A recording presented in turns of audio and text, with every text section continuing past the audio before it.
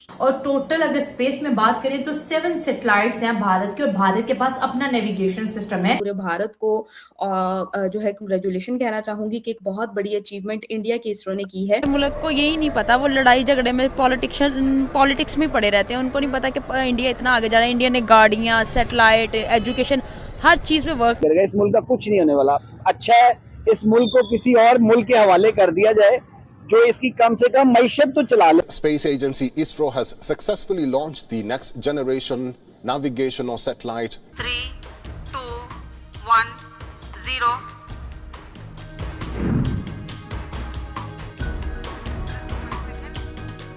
मोदी जी अगले ट्रिप पे जो भारत आ रहे हैं अमेरिका में, उसमें जो बात हो रही है नेटो प्लस की बात हो, इन्होंने नेटो प्लस मेंबरशिप ऑफर की भारत। मेरी बात सुने, मोदी बहुत चालाक आदमी है। मोदी सियासतदान है, चाय बेचता था, सियासतदान बन गया। मजा आया ना।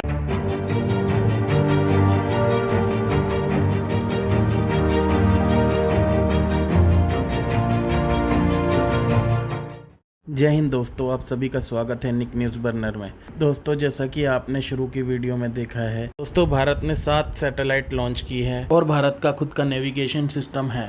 इसरो की अचीवमेंट पर पाकिस्तानी रिपोर्टर भारत को बधाई दे रहे हैं और साथ ही कह रहे हैं उन्हें मोदी जैसा हुक्मरान चाहिए।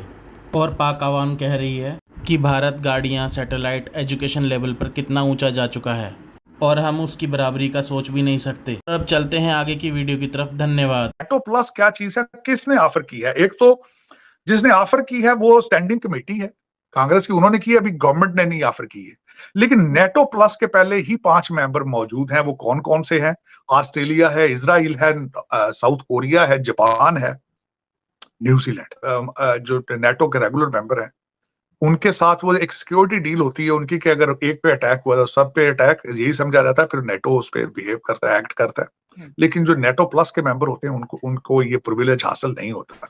लेकिन उनके साथ उनको मिलिट्री सपोर्ट, उनके साथ इंटेलिजेंस शेयरिंग और इस तरह की चीजें की जाती है। दर हकीकत ओरिजिनली सिक्योरिटी कॉन्ट्रैक्ट होता है। लेकिन मैं समझता हूँ बहुत बड़ी बात है ये, भारत की ये बहुत कामयाबी इसमें कि they are treated, they are seen as a NATO ally, matter of fact, इस स्टेटस उनका। लेकिन अगली बात जो है कि जो मोदी एडमिनिस्ट्रेशन है, they are not interested in। अब वो इंटरेस्टेड इसलिए नहीं है कि वो समझते हैं कि we are larger than NATO plus, we are larger than NATO।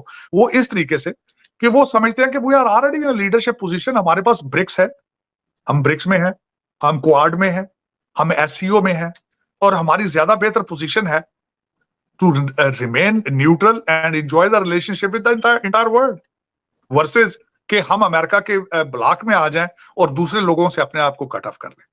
लेकिन ये कि मैं समझता हूँ बहुत बड़ी बात है, इस पर डायलॉग होगा। मोदी जी ने पिछले दिनों जो ट्रिप अपना जापान और पैसिफिक का लगाया वो भी बड़ा सक्सेसफुल ट्रिप था। He was received very well. और मैं यहाँ ये भी बताना चाहूंगा कि मोदी जी, मैं समझता हूँ कि पिछले प्राइम मिनिस्टर्स जो थे जितने, उनमें से सबसे ज्यादा ट्रिप करने वाले प्राइम मिनिस्टर हैं।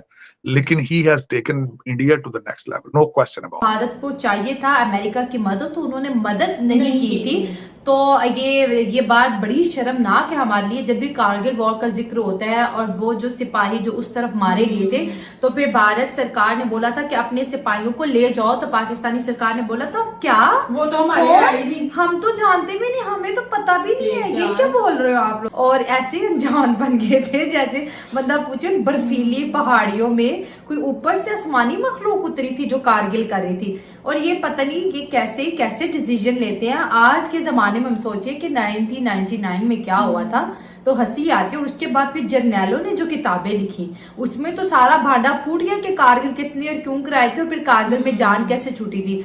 और इसमें सबसे बड़ी एप्रिसिएशन वाली बात मुझे ये लगती है इस जंग की कि इतना माइनस टेम्परेचर था और भारतीय सैनिकों के पास उस तरह लड़ने के लिए वो वर्दी भी नहीं थी। तो उन्होंने उनका डिटर्मिनेशन, जिसको हम जज्बा कहते हैं ना, जज्बा तो उनमें था कि वो नॉर्मल जैकेट एंड स्वेटर्स में गए वहां पे -सेल्सियस में, और यहाँ के लोग किट्टे पहन के गए हुए थे और फिर ये अपने लोगों को लेने भी नहीं गए और उन्होंने फिर इनको जैसे दफनाते हैं इस्लामी तरीके से वैसे इनको दफनाया, उन्होंने उन्हीं के खेल में उन्हीं को मौत दे दी। हाँ, और ये बात बिल्कुल ठीक है कि जाहिर है जब पहाड़ी इलाके में जो बंदा ऊपर वाली पोजीशन लेगा तो उसको तो फिर जाहिर है नीचे वाले तो लोग इजीली नजर आएंगे, लेकिन जो नीचे जो घाटी में उसको क्या पता गारों में कैसे छुपे हैं। तो बहुत आर्मी की जाने गई, लेकिन स्ट्रेटेजी देखिए तब भी एयरफोर्स ने बचाया था। ये भारतीय एयरफोर्स थी जिसने जंग का पासा पलट दिया और इतने पाकिस्तान 2000 के करीब पाकिस्तानी सिपाही मारे गए थे कारगिल वॉर में। और उसके बाद भारत ने अपना खुद का नेविगेशन सिस्टम डेवलप किया, गूगल मैप भी फॉलो करते, लेकिन भारत के पास अपना है, वो जमीन को विजुलाइज करके देख सकता है, किसी भी जगह की लोकेशन निकाल सकता है। और अभी ये जो पुंछ अटैक हुआ था उसमें भी देखा था वो सारी जो इमेजेस थे भारत ने खुद निकाले थे कि कहां से आए, किस तरह किया। और अमेरिका के वक्त थे पाकिस्तान से बहुत अच्छे ताल्लुकात थे और आजकल तो खैर बिल्कुल भी नहीं है। आजकल अमेरिका के ताल्लुकात भारत के साथ बहुत अच्छे हैं। तो ये अंग्रेज जो होते हैं ना, जहां पे इनको फायदा अपना नजर आता है ना, तो ये वहां पर ये देखते हैं कि जो सी कंट्री अब बिल्कुल अच्छे लेवल पे जा रही है, जिसकी हर तरफ डिमांड आई है, उनके साथ फ्रेंडशिप करना स्टार्ट कर देते हैं। अभी जब हमने एक मीटिंग देखी थी जो पीछे से आके मोदी जी को उन्होंने हक की और बोला कि मैं आपका ऑटोग्राफ लेना चाहता। देखें उनकी पॉलिसीज, उनके इनसे डिसएग्री करना, चीजें करना, वो एक अलग बात है, but you have to see what he has delivered to India.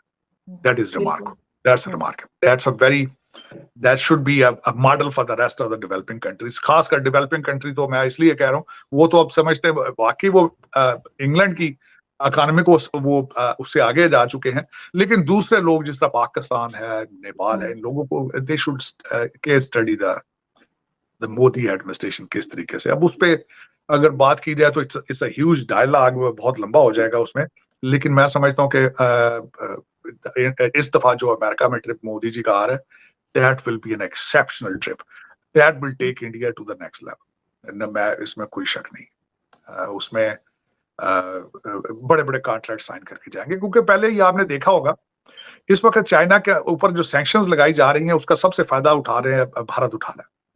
बिल्कुल। और चाइना जितना यूक्रेन को डराएगा उसका फायदा भी भारत उठाएगा। और इस वक्त वो कहते हैं ना कि this is the era for India. I tell you this, मेरी ख्वाहिश होती है कभी पाकिस्तान भी उस लेवल पे होता है, कोई डिजिटल पाकिस्तान की बात करता है। देखिए कैसा हो सर, हो सकता है कभी हो जाए फ्यूचर में, अगर कुछ थोड़ी बहुत अक्ल आ जाए इनको तो। लेकिन आरजू देखें, मैंने हमेशा ये कहता हूं कि जितना आपको भारत के साथ रिलेशनशिप ठीक करके डिफेंस का बजट कम करके तो वही आम पाकिस्तानी की तरक्की पे लगाना होगा, तब तक आप तरक्की नहीं कर सके। यही एक वजह है। और उसके बाद एक ट्रेड खोलें, बॉर्डर सॉफ्ट करें भारत के साथ। इसके ये this is part of your national interest. मैं शर्तें ना रखे ना सर, इनकी शर्तें कोई नहीं सुनेगा सर, ये जो शर्तें लगा देते हैं भारत के साथ। बल्कि मैं यही एक और बात है, शंघाई ट्रिप ना, अपना जापान ट्रिप के दौरान मोदी जी ने स्टेटमेंट दी थी कि he wants to have a better relationship with Pakistan. जवाब नहीं दिया किसी ने उसका। उसमें आके फिर मैं क्या कहूं, यही तो मेरा अलमिया है। ये अपने अंदर के मसाइल में या तो बहुत ज्यादा एंगेज हैं, या फिर पता नहीं इनका क्या सोचे हैं, किस डायरेक्शन में जाना चाहते हैं, या फिर चाइनीज को नाराज नहीं करना चाहते। उसकी वजह है कि इस वक्त सिर्फ चाइना आपको पैसे दे रहा है, तो आप दिन गुजार। दोस्तों, ऐसी ही लेटेस्ट वीडियो देखने के लिए हमारे चैनल को सब्सक्राइब करें, साथ ही बेल का आइकन जरूर दबाएं ताकि सबसे पहले आपको हमारे वीडियो की नोटिफिकेशन मिल सके। धन्यवाद।